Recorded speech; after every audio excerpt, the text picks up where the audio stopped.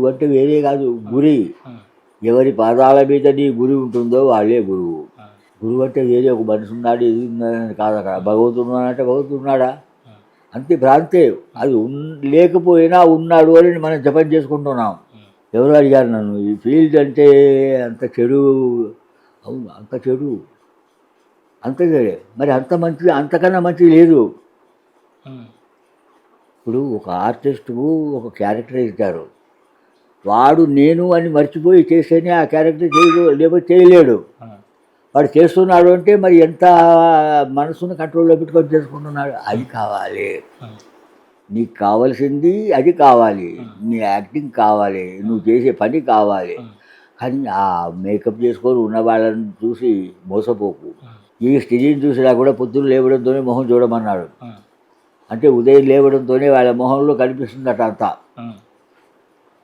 మేకప్లో కనిపించదు. అది చెప్తాడు అనమాట. అదే భ్రాంతి, అది కూడా భ్రాంతి, ఇది కూడా భ్రాంతి. అయితే దానిలో మంచి ఉంది, చెడు ఉన్నాయి. దీనిలో కూడా మంచి ఉంది, చెడు ఉన్నాయి. ఎంతోమంది మహానుభావులు ఉన్నారు, పెద్ద పెద్ద ఆశ్రమాలు కట్టుకున్నారు. ఎలా కట్టుకున్నారు, ఎవరు కట్టించారు? నీకంత డబ్బు ఉందా? లేదు. అంటే నువ్వు ఎవరినో మోసం చేసి వాళ్ళతో డబ్బు తీసుకొని కట్టించిందేగా. అలా ఆ కట్టించే ప్రయోజనం ఏంటి? భగవత్ ఆరాధన చేసుకున్నప్పుడు నీ మనసులో ఏముండకూడదు, ఏ కోరికతో కూడా చేయకు. ఏ కోరిక నీ మనసులో ఉన్నది అంటే మళ్ళీ భగవత్ ఆరాధన అవుతుంది, అయిపోతుంది. ప్రపంచం అంతా నేనే ప్రపంచం, నేనే అంతా, నాదే సృష్టి, అది నాదే, ఇది నాదే. అయితే దానిలో మంచి ఉన్నాయి, చెడు ఉన్నాయి. ఈ మార్గంలో కూడా మంచి ఉన్నాయి, చెడు ఉన్నాయి.